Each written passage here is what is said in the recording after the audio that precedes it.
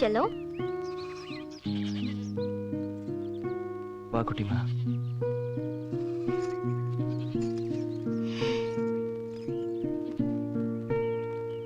என்னாச்சு செல்லம்? ஒண்ணுமே ஆகல. எந்த வேலைக்கு ட்ரை பண்ணாலும் பியூன்ல இருந்து எம்டி வரைக்கும் காசு கேக்குறானுங்க. நான் தான் எங்க வீட்ல வாங்கி தரேன்னு சொல்றேன்ல. வேண்டாம், அது நல்லா இருக்காது. என்கிட்டே கௌரவம் பாக்குறல்ல. என் பிரச்சனை என்னோட போட்டோம், மத்தவங்களை இழுக்க நான் விரும்பல. மத்தவங்களும் நானும் ஒன்னா செல்லம். பெத்தவங்களை தவிர மிச்சம் எல்லாருமே அப்படிதான். வேலை கிடைச்ச உடனே கொஞ்சம் கொஞ்சமா திருப்பி கொடுத்துடலாமே. எப்ப வேலை கிடைக்கிறது, எப்ப கொடுக்கறது? விடு குட்டிமா, வேண்டாம். என்ன குழப்பாத. கிளம்பு. ஏன் செல்ல இப்படி பேசுற? இப்பெல்லாம் வீட்ல கல்யாணத்தை பத்தி அடிக்கடி பேசுறாங்க. என்ன சொல்றது செல்லம்?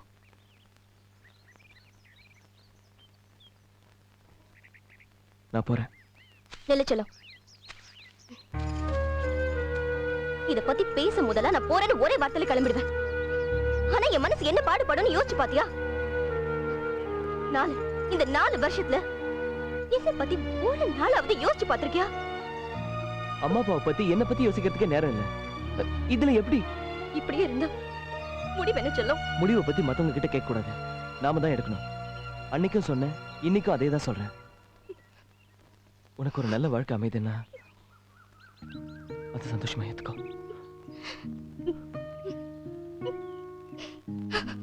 என்ன, நானும் என் குடும்பத்துக்கு ஒரு நல்ல வாழ்க்கை அமைக்கணும்னு தான் போராடிக்கிட்டு இருக்கேன். செல்லம், போ. நீ இப்படி சொன்னா நான் போயிடுவேன் நினைச்சியா? நீ ஏதோ ஒரு வேகத்துல சொல்லிட்டு போற. உன் மனசுல முழுசா இல்லனாலும் ஏதோ ஒரு ஓரத்துல கொஞ்சமா இருப்ப, நிச்சயமா இருப்ப. நீ உனக்காக போராடுற, நான் எனக்காக போராடுறேன்.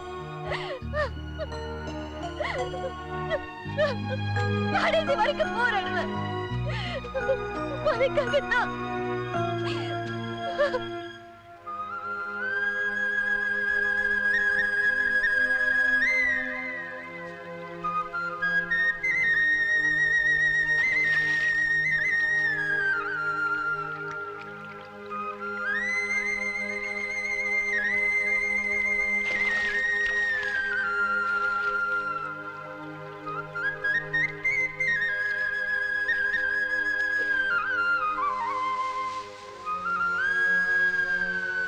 என்னையா முகமெல்லாம் வாடி இருக்கு?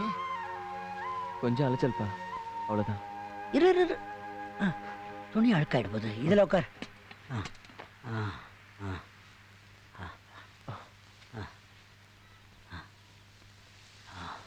உனக்காரன் என்னையாச்சு?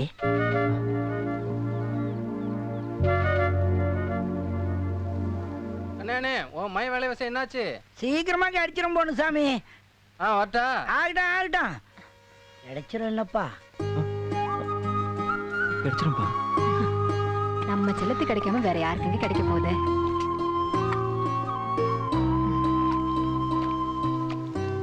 சாப்பிடுங்க. இந்த செல்லம். ஏமா, எனக்கு வேலை கிடைக்கிற வரைக்கும் நானும் உங்க கூட வய வேலைக்கு வரட்டுமா? இந்தாங்க, தண்ணி குடிங்க. இந்த மழையில நனையிறது, வெயில்ல காயறது, இதெல்லாம் செல்லம் எங்களோடவே ஒழியட்டும்பா. உனக்கு அப்புறம் உன் வம்சம் நல்லா இருக்கணும்ப்பா. உன் கவனம் வறுமையை யோசிக்க ஆரம்பிச்சதுன்னா பசுமையை பார்க்க முடியாது போயிடும்பா. வறுமையும் பசுமையும் மாறி மாறி வர்றதுதானப்பா வாழ்க்கை. எனக்கு ஒரு நல்ல வேலை கிடைக்கிற வரைக்கும் தானப்பா. அம்மா, நீ எது சொல்லுமா? ஐயா, களத்து மேட்டில் வேலை பார்க்குறதும் கழனியில் தண்ணி பாய்ச்சறதும் இதோட வலியெல்லாம் எங்களுக்கு தெரியும் ஐயா. தெரிஞ்சும் நான் பெத்த பிள்ளைக்கு அந்த வலியை கொடுக்க எனக்கு மனசு வருமா ஐயா? அம்மா அழாதம்மா. அம்மா சொன்ன கேளுமா.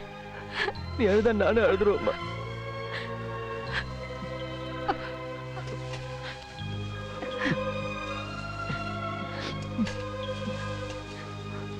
ஐயா, நீ ஒரு நல்ல நிலைமைக்கு வர வரைக்கும் கஞ்சியோ கூழோ இதே மாதிரி 3 பேரும் பகிர்ந்துக்கலாம் ஐயா.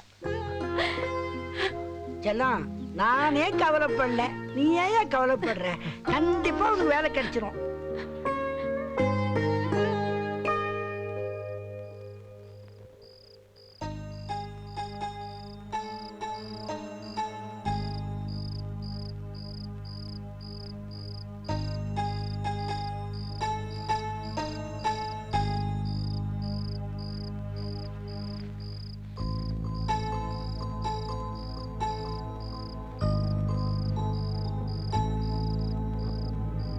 அம்மா அம்மா. என்னய்யா, என்னாச்சு? ஒண்ணும் இல்லம்மா. அப்பா அசந்து தூங்கிட்டோம். மணி 5க்கு மேல ஆயிடுச்சோ? இல்லப்பா, 1 மணி தான் ஆகுது. என்ன வேலைம்மா அர்த்த ராத்திரில கொட்ட கொட்ட முடிச்சுட்டு இருக்கிறீங்க? என்னன்னு தெரியலங்க, உள்ள திடீர்னு எழுப்பி விட்டுருச்சு. எதுவும் கெட்ட கனவு கண்டியாயா? ஏதோ காத்து கருப்பு வழியில் விளையாண்டுருக்கும் போல புள்ள பயந்துட்டு இருப்பான். வேலைம்மா, விளக்கு மாத்த புள்ள காலடியில் போடு. அப்பா உங்க 2 பேர்கிட்டையும் கொஞ்சம் பேசணும். சொல்லியா? எரும மாடு காலையிலயும் சாயந்தரமும் எத்தனை லிட்டர்ப்பா பால் கறக்கும்? என்னையா இது, இதை கேட்கறதுக்கு எழுப்புன? அது ஒன்றும் இல்லை வேலைம்மா. சின்ன பிள்ளையிலேருந்தே ஒத்தையிலேயே வளர்ந்துட்டானா, விளையாடுறதுக்கு நேரம் இல்லை. இப்போ விளையாடுறான் போல இருக்குது.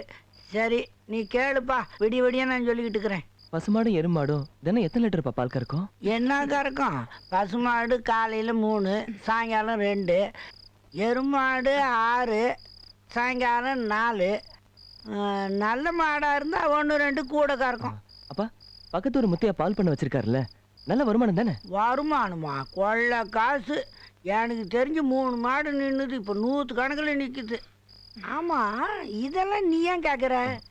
நான் உங்ககிட்ட ஒரு விஷயம் சொல்லுவேன், கோச்சிக்கூடாது. ஏம்மா, நம்மளும் பால் பண்ண வைக்கலாம்ல? அதுக்கெல்லாம் நம்ம கையில முதல்ல ஏதியா? அதான் இருக்கேம்மா. நீங்க கஷ்டப்பட்டு நான் வாங்கின பட்டம்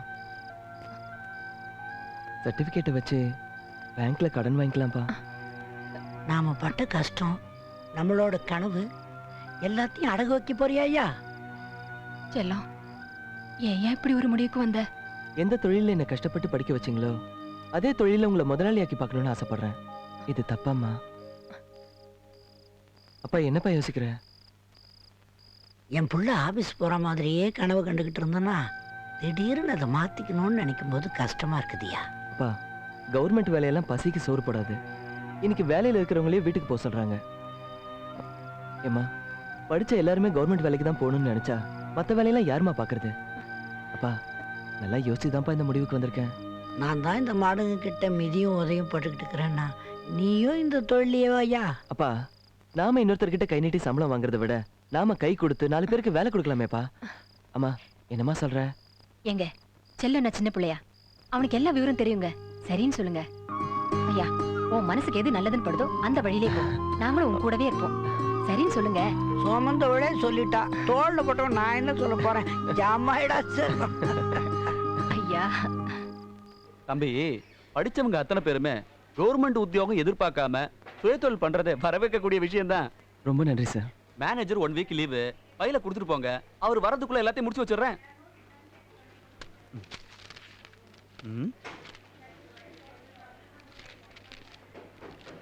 என்னய்யா உள்ள ஒண்ணுத்தையும் காணோம்? சார் ப்ராஜெக்ட் அதில் தான் சார் இருக்கு. அதான் ப்ராஜெக்ட் இருக்கியா, விஷயம் இல்லையே. விஷயம் என்ன? டிகிரி முடிச்சிருக்க, இது கூட தெரியலனா எப்படி? இத பாரு, நான் மட்டும் இல்ல, மேலே இங்கேயுமா 5 பேர் இருக்காங்க. மொத்தம் 20,000 ரூபாய் கமிஷன் மட்டும் ஆகும். இங்கேயுமா?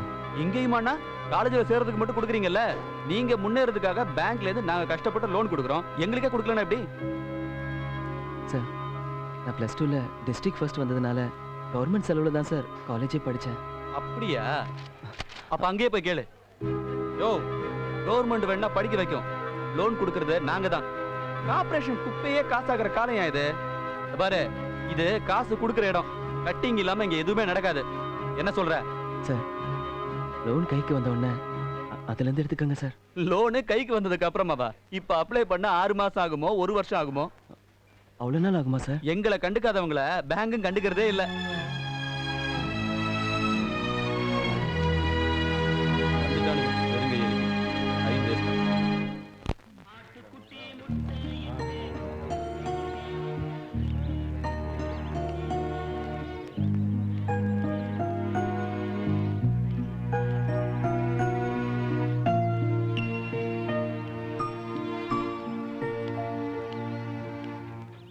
பேங்க்ல டிடி கொடுத்துருக்கேன், கணக்கு வச்சுக்கோங்க.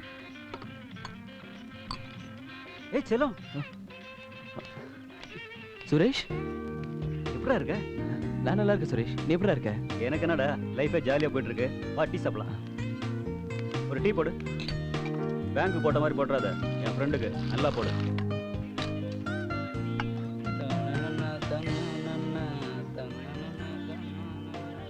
சாப்பிடு செல்லம்.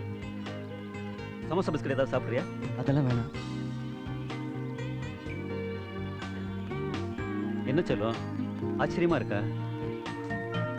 ஆட்டம் பாட்டம் சீனு நீ சொன்ன மாதிரி எல்லாம் அந்த 3 வருஷத்தோட போச்சுடா.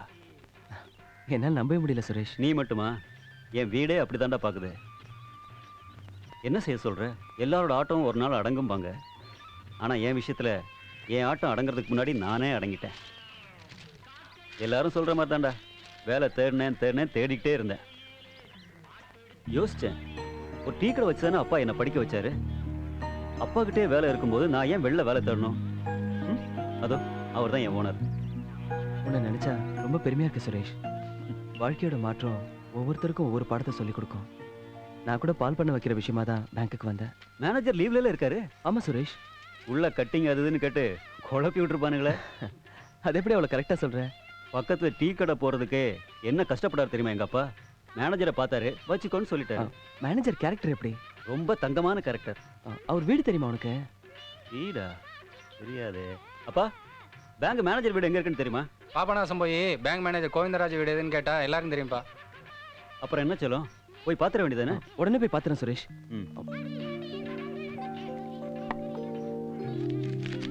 என்னடா அசிங்கப்படுத்துற? இந்த கடையை வைக்கிறதுக்கு உங்க ஓனர் எவ்வளவு கஷ்டப்பட்டிருப்பாரு எனக்கு தெரியும் சுரேஷ். இந்த வாங்கிக்க. சரி ஒரு நிமிஷம். அப்பா பேலன்ஸ் கொடு.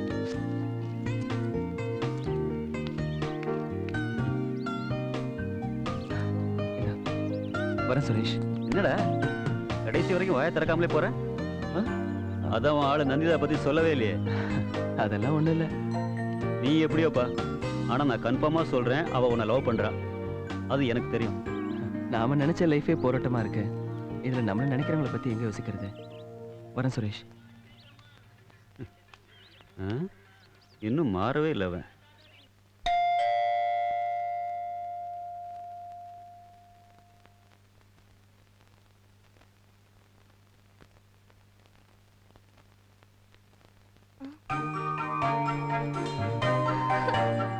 செல்லம் வா. எவ்வளவு நாளாச்சு? I cannot believe this. What a surprise. Divya, நீ எங்க இங்க? நான் எங்க இங்க வா? இது ஏன் வீடுதான். ஓ வீடா? ஆமா. நீ தான் யார் வீட்டுக்கு வந்ததில்லையே. அப்போ கோவிந்தராஜ் சார் என்னோட அப்பா. சரி சரி பேசிட்டு அப்படியே போயிடாத, உள்ள வா.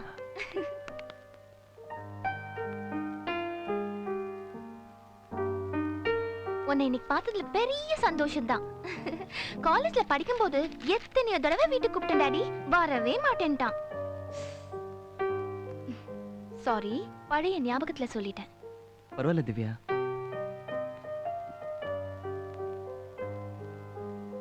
ப்ராஜெக்ட் கரெக்டா இருக்கு. உங்களுக்கு லோன் கொடுக்கலாம்.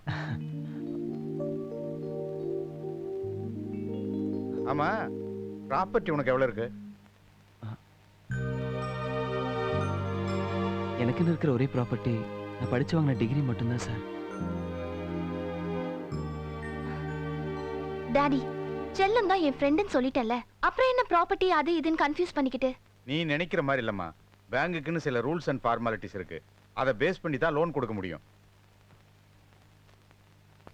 நீ கொடுத்த ப்ராஜெக்டோட மதிப்பு 4.5 லட்சம் ரூபா. அதனால ரீபேமெண்ட் சோர்ஸுக்காக 9 லட்ச ரூபா மதிப்புள்ள ஒரு ப்ராப்பர்ட்டி நீ பேங்க் கொடுத்தாகணும். அப்பதான் உனக்கு லோன் கிடைக்கும்.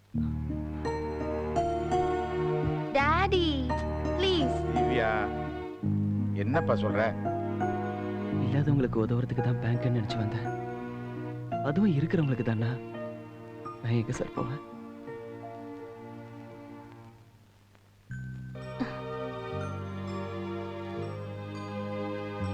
ப்ளீஸ் பா. தம்பி, சொத்து உன் பேர்ல இருக்கணும்னு அவசியம் இல்லை. உன் பேர்ல நம்பிக்கை வச்சு உனக்கா உதவி செய்யறதுக்கு யாராவது முன் வந்தா அவங்க சொத்து கூட செல்லும். அப்படின்னா நம்ம ப்ராப்பர்ட்டியை கொடுக்கலாமே டாடி? ஒரு பேங்க் மேனேஜர் அப்படிலாம் செய்ய முடியாதுமா. என் பொண்ணு உங்க மேல இருக்கிற ஃப்ரெண்ட்ஷிப்ல அப்படி சொல்ற தம்பி. வேணா ஒன்னே ஒன்று உங்களுக்காக செய்யறேன். உங்களுக்காக ப்ராப்பர்ட்டி கொடுக்கறது யாராவது முன் வந்தாங்கன்னா அதை வச்சு சீக்கிரம் லோன் கிடைக்கிறதுக்கு நான் ஏற்பாடு பண்றேன். அப்படி உதவ யாராவது இருக்காங்களா? ஒரே ஒரு ஜீவன் இருக்கு சார். இது கொஞ்சம் பெரிய தொகை தான், இருந்தாலும் முயற்சி பண்றேன் சார். இதை சொல்றதுக்கு ஏன்டா தயக்கம்? பெரியப்பா ஏதாவது சொல்லுவாருன்னு தான். அவெல்லாம் ஒரு மேட்ரா அப்படியே காதை விட்டு இழுத்துற வேண்டியதான். ஏன்னா அவரை மரியாதை இல்லாம பேசுறேன். அது அப்படியே பழகி போச்சுப்பா. இல்லைண்ணே, பெரியம்மா கிட்டேயாவது ஒரு வார்த்தை சொல்லிட்டு செய்யணும். நான் சம்பாரிச்சதை கொடுக்கறதுக்கு யார்ட்டடா கேட்கணும்? பிரத்யாருக்கா கொடுக்குறேன், என் தம்பிக்கு தானே. நாளைக்கே மேனேஜரை பார்க்குறோம், மேட்ரை முடிக்கிறோம். என்ன சொல்ற? சின்ன வயசுல இருந்து எல்லாமே நீ தானே பண்ணிட்டு இருக்க. என்னால் தான் உனக்கு ஒண்ணுமே பண்ண முடியல. டேய், ஒருவேளை நான் சின்னவனா பிறந்திருந்தா நீ தானடா எல்லாம் பண்ணிருப்ப. உன்னை மறக்கவே முடியாதுல்ல. அப்போ இது வரைக்கும் அடிக்கடி மறந்துட்டே இருந்தியா? அட, நீ வேறண்ணே. கேட்கறதுக்கு நல்லதாயா இருக்கு. என்னதான் இருந்தாலும் பெரியவங்கிட்ட ஒரு வார்த்தை கேட்கணும் இல்லையா? அதெல்லாம் அண்ணன் பாத்துக்கிறேன்னு சொல்லிருச்சுமா. ஒரு வேலைம்மா, என் கூட பிறந்தது தான் தள்ளி வச்சிருச்சு. ஒன்று விட்டு பிறந்தாலும் புள்ள மேலே பாசமாக இருக்கானே, அது போதாதா? சுத்தி இருக்கிற சொந்தம்லாம் தூரம் நின்று பார்க்குறப்போ இந்த புள்ள மட்டும் வர்றது கொஞ்சம் ஆறுதலாக தான் இருக்கு. அந்த வீட்டில் எல்லாரும் நல்லவங்க தான், என் அண்ணனை தவிர. ஏண்டா என்னடா நினைச்சுக்கிட்டு இருக்கீங்க? கொஞ்சம் கொஞ்சமா சுரண்டித்துனது பத்தாதுன்னு மொத்தமா எடுத்து வாயில போட்டுக்கலான்னு பாக்குறீங்களா? அவசரப்படாதீங்கண்ணே. யாரா அண்ணன்? யார் அண்ணன்? உங்க சங்காத்தமே வேணாம் தான் தூக்கி எரிஞ்சாச்சுல, இப்ப புதுசா வந்து ஒட்டுறியா? காரம் போன கடைசியில் ஒட்டி என்னன்னே ஆக போகுது. அதான் என்ன ஒரு ஓரமாக நிற்க வச்சுட்டு எல்லாத்தையும் எடுத்துக்கிட்டீங்கல்ல. நான் என்னன்னே பாவம் பண்ணேன். நீ எனக்கு தம்பியா பிறந்ததே பாவண்டா. பெரியப்பா, கொஞ்சம் பொறுமையா பேசுங்களேன். பேசாத, நீ பேசாத. டேய், நீ எப்படி படிச்சான்னு எனக்கு தெரியும்டா. என் புள்ள மலேசியாவில கஷ்டப்பட்டு சம்பாரிச்சதெல்லாம் இங்க வேணா மலைமலையா குமிஞ்சு கிடக்க. ஐயா, எதை பத்தி வேணாலும் பேசுங்க. என் புள்ள கஷ்டப்பட்டு படிச்ச படிப்பை மட்டும் கேவலமா பேசாதீங்க. வேலைம்மா சும்மா இரு. ஆமாண்ணே, உன் புள்ள கூச்சி வச்சிருக்கிறான், நான் மாடி மேலே மாடி கட்டி வச்சிருக்கிறேன். ஏண்ணே, என் வீட்டுக்கு எப்போ கீத்து போட்டேன்னே எனக்கு தெரியல. இதில் அவன் குவிச்சானா இவர் பார்த்தாராம். பேசாம போனேன். ஏண்டா, உன் பொண்டாட்டியும் பிள்ளையும் பக்கத்துல வச்சுக்கிட்டு என்ன நக்கலா பண்ற? எனக்கு இருக்கிறதே இந்த 2 சொந்தம் தான், அதுவும் பொறுக்கலையா? என்னை சந்தோஷமா வாழ விடலைனாலும் பரவாயில்ல, நிம்மதியா இருக்க விடுங்களேன். ஏதேது நீ சொல்றத பார்த்தா உன்னை ஏச்சு நான் பொழப்பு நடத்துற மாதிரிலாம் சொல்றேன். வர்றதெல்லாம் கொள்ளுமா மவராசி கப்பன் நானா? பெரியப்பா, ஐயா சாமி, உங்களை கையெடுத்து கும்பிடுறோம். உங்களால நாங்க பட்ட அவமானம் எல்லாம் போதும். 25 வருஷத்துக்கு அப்புறம் மறுபடியும் ஒரு அவமானத்தை பாக்குறோம்.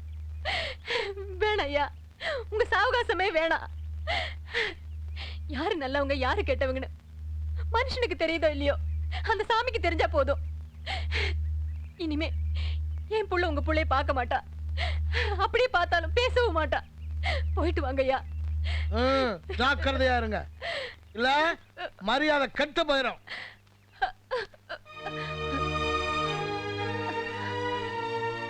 வேணையா, நாம எதுக்குமே ஆசைப்படக்கூடாது. இருக்கிறத சாப்பிட்டுட்டு கௌரவமா சாகணும். அம்மா. இல்லையா, அம்மா சொல்றேன் கேளு. நமக்கு இந்த பண்ணைக்கு நல்லா வேண்டாம், நம்ம வீட்டு திண்ணியே போதும். அம்மா, என்ன சொன்னமா? அம்மா, வேலைம்மா,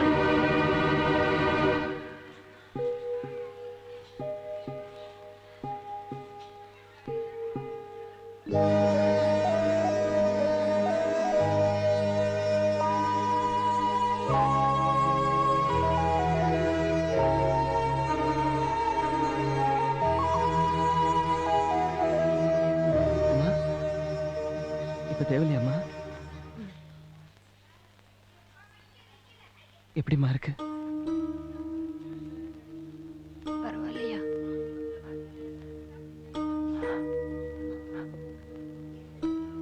செஞ்சிருக்கம்மா? நெஞ்சு வலி போயிருச்சியா, மனசுல தான் வலி இருந்துகிட்டே இருக்கு. செல்லம், நீ அழாதையா. நீ அழுதா நாங்க தாங்க மாட்டோம்யா.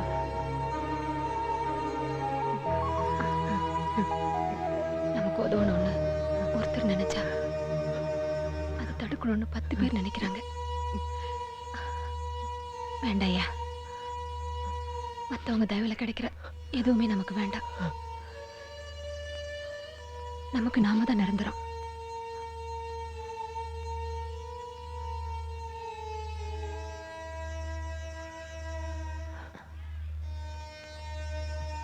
நம்ம உடம்புல சுரக்கிற நீரே நமக்கு சொந்தம் இல்லைங்கிறப்போ மற்றதெல்லாம் எதிர்பார்த்தது நடக்கலையேன்னு வருத்தமா இருக்கா செல்லம்? இல்லம்மா, என் எதிர்பார்ப்பு, சந்தோஷம் எல்லாமே நீங்க 2 பேர் தான்மா. முத தடவையா மாரடைப்புன்னு டாக்டர் சொன்னார். நல்ல செலவு பண்ணி வைத்தியம் பார்க்க கூட முடியலையம்மா.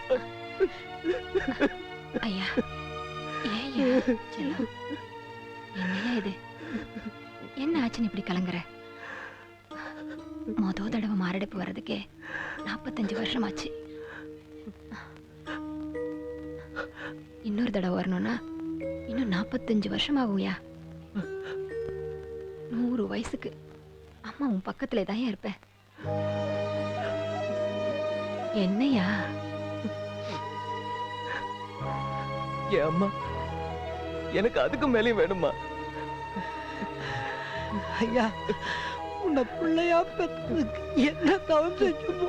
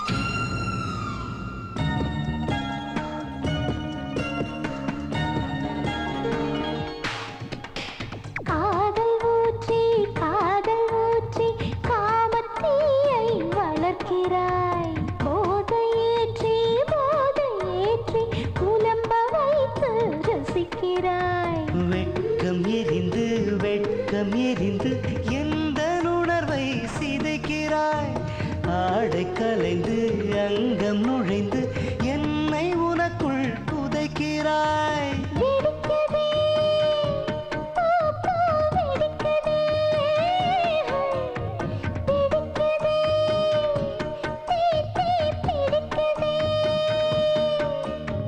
கரைய கரைய உரைய உரைய காதல் ஜெயிக்கிறடி நீயும் நானும் சேர்ந்தாய் பூவும் தீயும் சேர்ந்தால் ஆஹா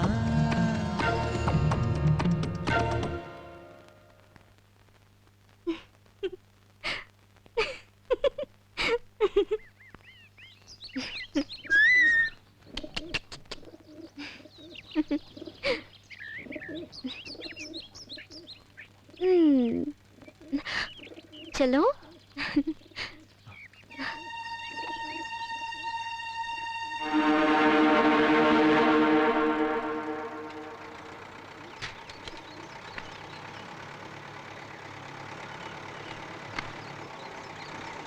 என்ன செல்லம் வீட்ல யாருமே காணோம் ஹாஸ்பிட்டல்ல இருக்காங்க. ஏ என்னாச்சு அம்மாக்கு உடம்பு சரியில்லை. ஐயோ என்ன ப்ராப்ளம் லேசா நெஞ்சு வலி.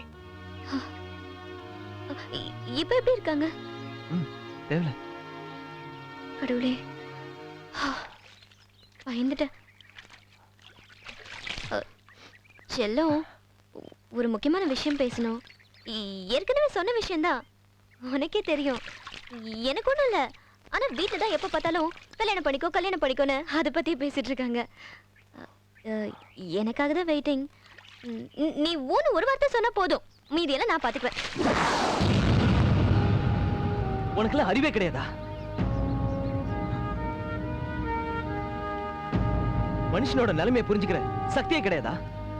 அம்மா ஹாஸ்பிட்டல்ல சேர்த்துருக்கானே, அவன் மனசு எப்படி இருக்குன்னு புரிஞ்சுக்கிற புத்தியே கிடையாதா? ஏன் இப்படி சுத்தி சுத்தி வந்து என் உயிரை எடுக்கிற? யாரு நானே செல்லம்?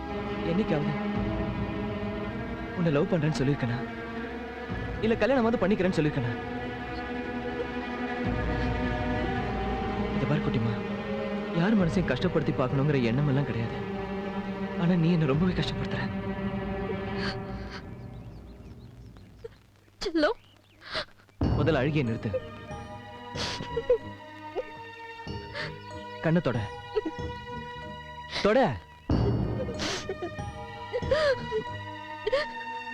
பாத்தியா குட்டிமா, பார்க்கும் போதெல்லாம் சிரிச்சு சிரிச்சு பேசிட்டு இருந்த காலம் போய் இன்னைக்கு அழுது அழுது தீத்துட்டு இருக்கோம். உனக்கே தெரியும் குட்டிமா. நல்லாவே பேசுற செல்லம்.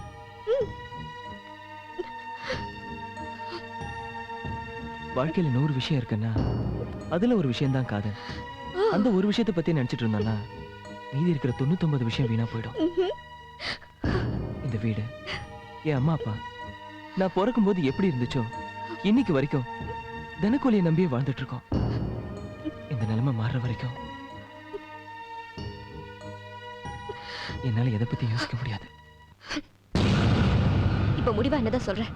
கடவுளே வந்தாலும் எங்க அம்மா அப்பாவுக்கு அப்புறம் தான். கடவுளே ரெண்டாவது வச்சு பார்க்கும்போது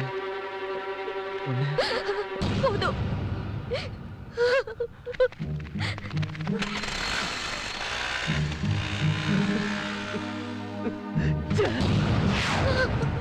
என்ன நீ நினைச்சிட்டு இருக்க? அவன் ஒரு நாயை விட கேவலமா சுத்தி சுத்தி பின்னாலே வந்த, கொஞ்சம் கூட ஏற்கமே இல்லாம தூக்கி எரிஞ்சு பேசுறாண்டி.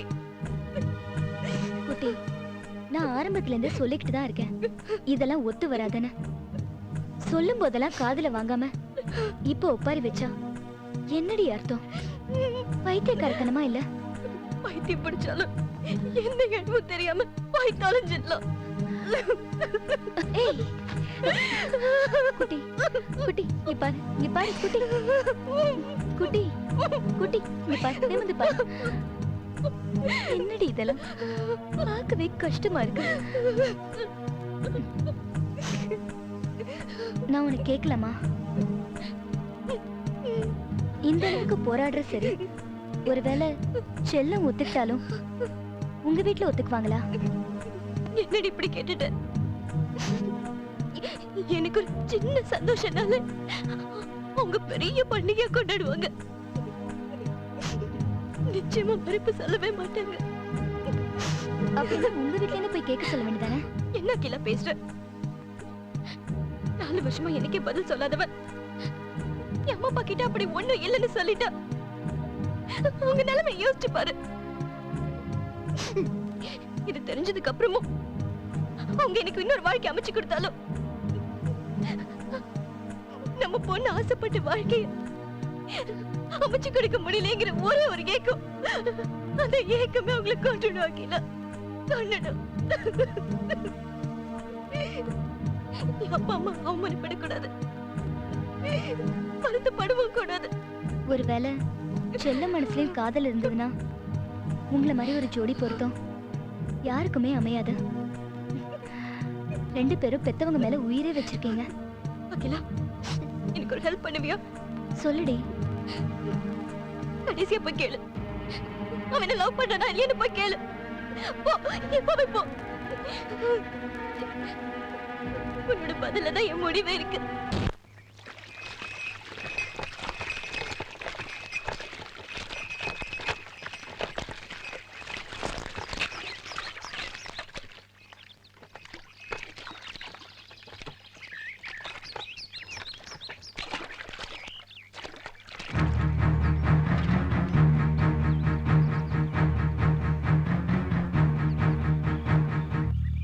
வா அகிலா, நல்லா இருக்கியா?